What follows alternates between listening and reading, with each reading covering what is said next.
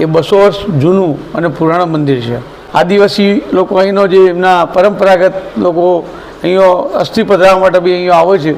Hello મિત્રો, નમસ્કાર. કેમ છો બધા? હું મજામાં છું, તમે પણ મજામાં હશો. સંધ્યા નીતિ ન્યૂ બ્લોગમાં તમારું હું સ્વાગત કરું છું. તો આજે આપણે આવ્યા છીએ અંબાજીથી 6 કિલોમીટર દૂર કોટેશ્વર મહાદેવના દર્શન કરવા માટે.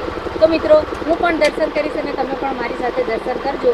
અને કોટેશ્વર મહાદેવના મંદિર વિશે આપણે થોડી માહિતી પણ, એટલે કે તેમના ઇતિહાસ વિશે આપણે થોડી ઘણી માહિતી હું તમને જણાવવાની કોશિશ કરીશ. તો તમે અમારા વિડીયો સાથે બન્યા રહેજો. તો ચાલો આપણે અંદર જઈશું અને મહાદેવના દર્શન કરીશું.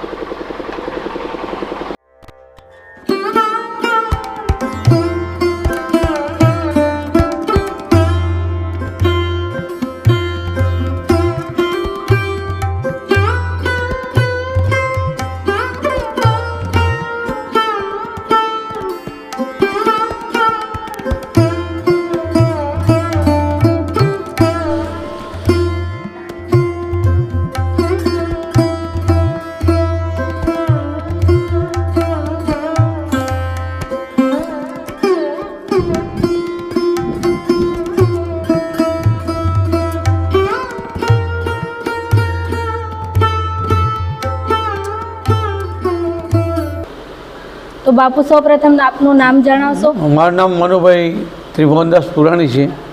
હું અંબાજી ગામમાં રહું છું, પણ અહીંયા જપ કરવા અહીંયા બેઠો છું. અને હું જાણું છું ત્યાં સુધી એની માહિતી, એટલે કે આ કોટેશ્વર મહાદેવનું મંદિર એ 200 વર્ષ જૂનું અને પુરાણું મંદિર છે. વધુમાં કોટેશ્વર દાદાની કૃપાથી અહીંયા બાજુમાં સરસ્વતી નદીનું મૂળ છે અને પાણી અવિરત ગૌમુખ જે મૂકેલું છે, ગૌમાંથી પાણી નીકળી જાય છે. અને દર્શનાર્થીઓ અહીંયા આવે છે તો આગળ પવિત્ર કુંડ બનાવેલા છે, કુંડમાં સ્નાન બી કરે છે અહીંયા. ત્યારબાદ આદિવાસી લોકો અહીંનો જે એમના પરંપરાગત લોકો અહીંયા અસ્થિ પધરાવવા માટે બી અહીંયા આવે છે અને લોકો અહીંયા અસ્થિ પધરાવી સ્નાન કરે છે.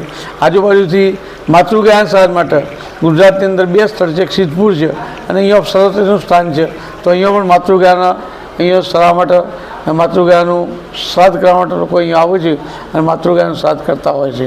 અને યાત્રાધામ અંબાજી એ ટેમ્પલ હસ્તક એનો વહીવટ એ અંબાજી ટેમ્પલ કરે છે અને વહીવટ અંબાજી સંચાલિત છે.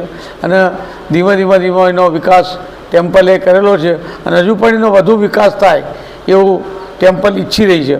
તો એનો વિકાસ થશે અને લોકોને સારી એવી સુવિધાઓ પ્રાપ્ત પાડશે એવું ચર્ચામાં છે.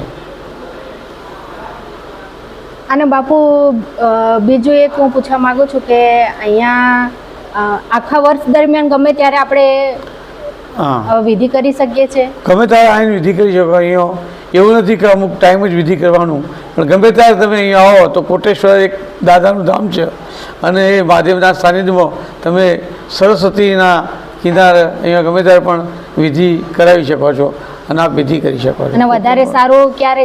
વધારે સારું ચૈત્ર અને કાર્તકમાં લોકો વધારે માનતા હોય છે. ચૈત્ર અને કાર્તક એ પિતૃનો મહિનો હોય છે અને એમાં લોકો વધારે વિધિઓ કરતા હોય છે.